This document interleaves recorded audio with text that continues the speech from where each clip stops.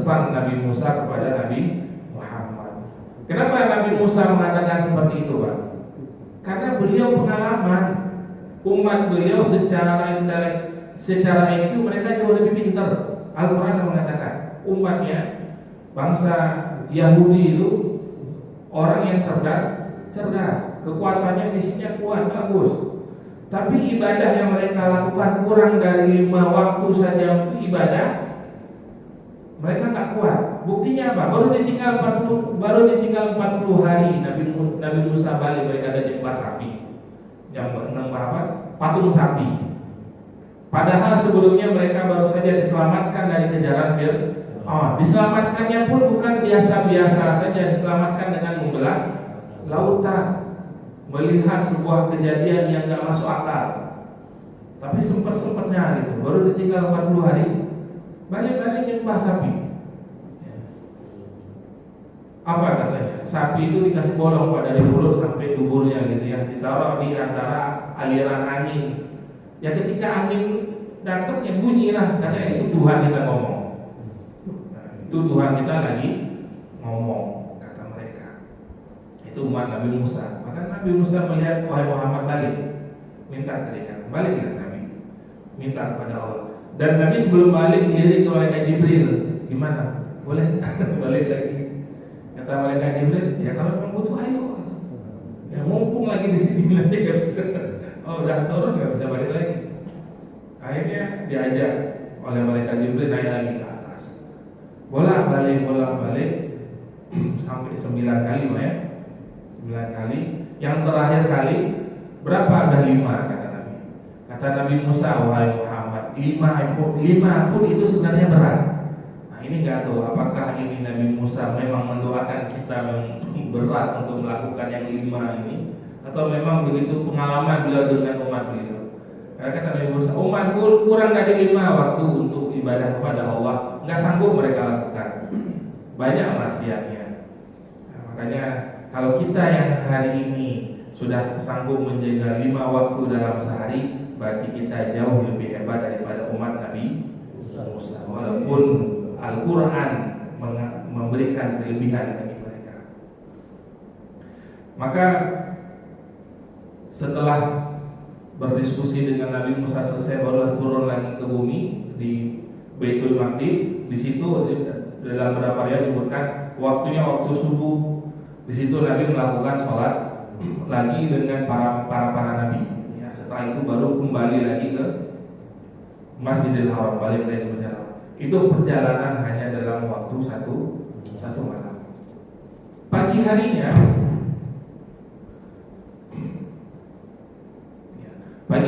setelah kembali dari Isra Mi'raj, ya, Nabi lagi duduk di depan Ka'bah, ya, dia lagi duduk di situ, termenung karena memikirkan kejadian semalam, antara iya apa enggak, gitu kan. Ya. Ada dalam tafsir Ibnu Katsir disebutkan bahwasanya Nabi melakukan Isra Mi'raj itu ruh wa jasadan, bukan hanya ruh beliau tapi jasad beliau juga, artinya memang beliau berangkat, bukan ruhnya saya, bukan mimpi kan, tapi benar-benar melaksanakannya. Maka Nabi memikirkan sesuatu yang tidak, ini benar Pak nggak semalam itu. Tiba-tiba datang Abu Jahal, Pak. Abu Jahal datang. Ketika datang Abu Jahal ditanya, melihat Nabi termenung, ya seperti orang kebingungan gitu, duduk ngelamun. Ditanya oleh Abu Jahal, wahai Muhammad, kok kelihatan kamu bingung sekali? Kata Nabi Muhammad, dengan dengan polos gitu, nggak ada ya cerita aja gitu. Ya semalam saya baru Isra dan Mi'raj dari sini menuju ke Baitul Maqdis. Abu Jahal dengar, ini cerita apa nih orang? Naik ke langit dan naik dengan buraq, ketemu dengan malaikat Jibril, ketemu dengan Allah. Bagi Abu Jahal, baginya ini apa ini? Tapi karena memang dia Abu Jahal ini mencari-cari kelemahan yang dibawa oleh Nabi Muhammad, baginya ini adalah momen nih, ini konten nih. Mau kujatuhkan dia, mau bikin umatnya keluar dari agama Islam. singkat Pak. Nah, ini kita baru mulai Pak. Sampai jam 8. Maka Abu Jahal, ya, kata Abu Jahal, benar yang kamu katakan ini Muhammad, benar. Yakin kamu, yakin. Kalau aku kumpulkan Quraisy, mau nggak kamu cerita? Mau. Maksud satu sisi kita melihat, oh ini bagus nih kan buat si Arisa. Tapi bagi Abu Jahal, baginya ini kesempatan nih bikin orang yang sudah beriman untuk nggak percaya lagi dengan Nabi Muhammad. Maka kalau begitu, yuk kita pergi ke Bukit Abu Qubais. Maka digandeng dengan Nabi Muhammad. Jarang-jarang Pak gandeng tangan. Ya sebelumnya selalu dimusuhi habis-habisan. Nah, maka ketika sampai di Bukit Abu Qubais, Abu Jahal memanggil, wahai Quraisy gitu ya, berkumpullah. Jadi Abu Qubais itu kalau bahasa kita ini itu tempat kalau ada info-info besar diumumkan di situ. Ya, aulanya, gedung pertemuan, tempat pertemuan. Kumpullah di situ. Datang yang kafir dan juga yang sudah masuk Islam. Maka orang kafir bilang, ini ada Abu Jahal, mereka kumpul di situ. Nah, yang Muslim ini ada Nabi Muhammad nih, kumpul semuanya di situ. Nah, niat kumpul tersebut ingin Abu Jahal itu meminta kepada Nabi Muhammad bercerita tentang kejadian yang terjadi tadi malam. Nah, satu sisi seandainya Abu Jahal masuk Islam, maka dakwahnya itu luar biasa. Ya, karena mensiarkan, yang menyebarkan cerita ini karena promotornya siapa? Nah, di-endorse oleh Abu Jahal, ya, pimpinannya Quraisy langsung. Kemudian ceritalah Nabi apa yang terjadi. Saya semalam didatangi oleh malaikat Jibril, dibelah dada saya. Kemudian naik buruk berangkat ke Baitul Maqdis. Ya, orang yang dengar semuanya. Yang membuat apa? Orang yang sudah masuk Islam pun, ini Nabi ngomong apa nih?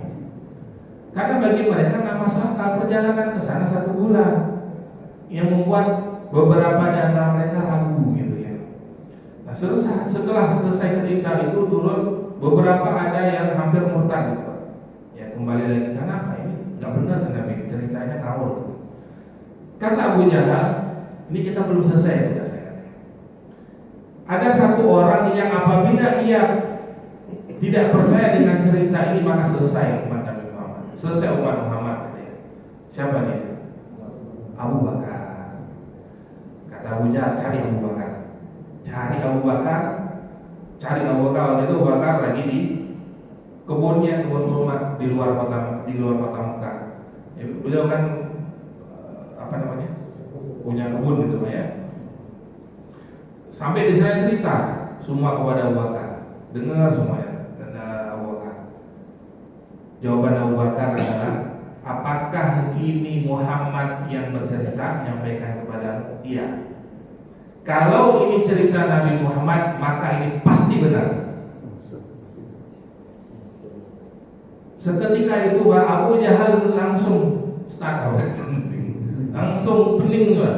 Ini orang kok bisa-bisanya gitu. Apa di antara kalimat Abu Bakar yang membuat mereka itu nggak bisa dipengaruhi? Kata Sayyidina Abu Bakar, seandainya Muhammad mengatakan tembok yang warna putih itu warnanya hitam, maka aku akan tutup mataku dan akan aku katakan itu tembok hitam.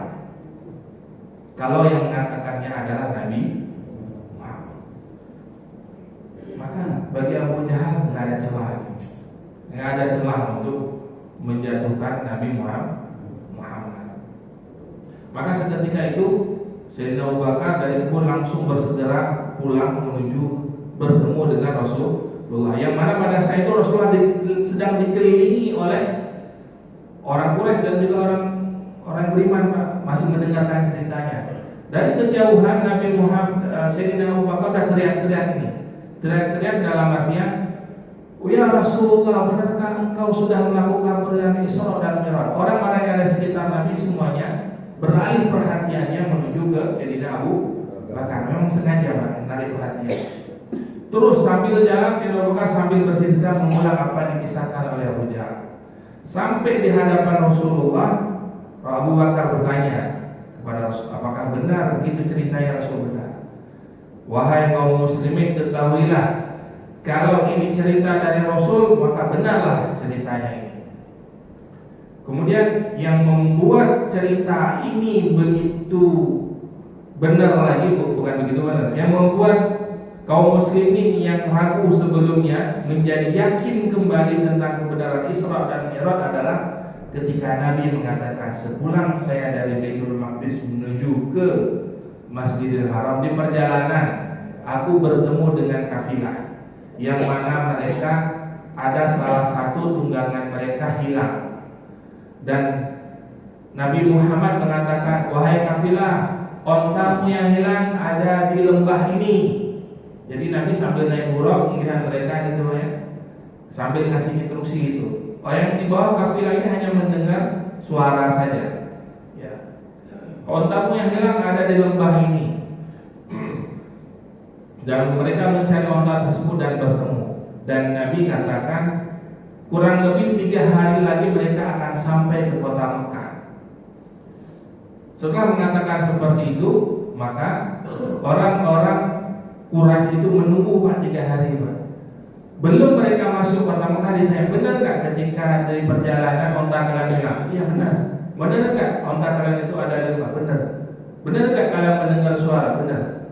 Mereka yang baru datang, sebentar.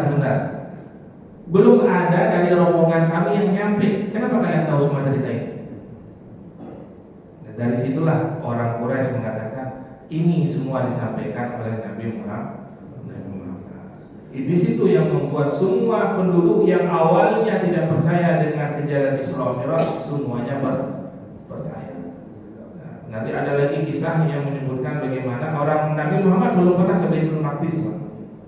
Adapun pembesar-pembesar Quraisy itu sudah sering ke Baitul Maqdis karena mereka berdagang ke sana. Rihlata syita'i wasayf, ke atasnya ke arah Syam, ke bawah itu ke arah Yaman.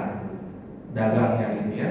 Di sanalah mereka yang sudah pernah ke Palestina, yang pernah ke Baitul Maqdis, mereka tahu persis bagaimana pintu-pintunya, jendela-jendelanya. Nah, Nabi yang belum pernah ke sana sebelumnya, nah orang-orang yang sudah pernah ingin meyakinkan, betul nggak Nabi sudah pernah ke sana?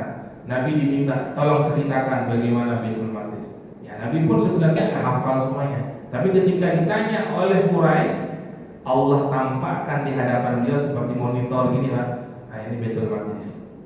Beliau cerita dengan sangat detail, tidak ada yang salah sedikit pun. Maka semua penduduk Quraisy pun pada saat itu orang-orang yang gak percaya dengan cerita Nabi semuanya menjadi percaya. Baik Pak, ini baru permulaan Pak sesi 1.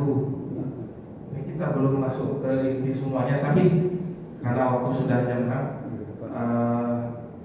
memang panjang Pak. Ketika kita ingin mengupas kisah-kisah seperti begitu panjang dan maknanya begitu kuat, maka ketika kita mendapatkan kisah ayat-ayat itu semuanya dikuatkan dengan sirah gitu ya, yang bagaimana terjadinya, sehingga kita umat akhir zaman tahu bagaimana Nabi mendapatkan perintah sholat dengan ujian yang begitu kuat ya, dan sahabat-sahabat pun mendapatkan ujian yang begitu kuat ya.